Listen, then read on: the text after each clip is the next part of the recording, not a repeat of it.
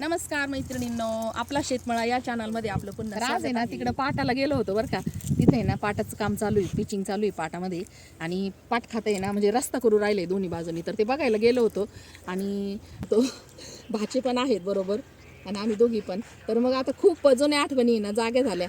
कारण आम्ही आहे ना या पाटापासून आहे ना घरी डोक्यावर पाणी घेऊन जायचं दोघी, आणि धुणं धुवायला पण या पाटात यायचो.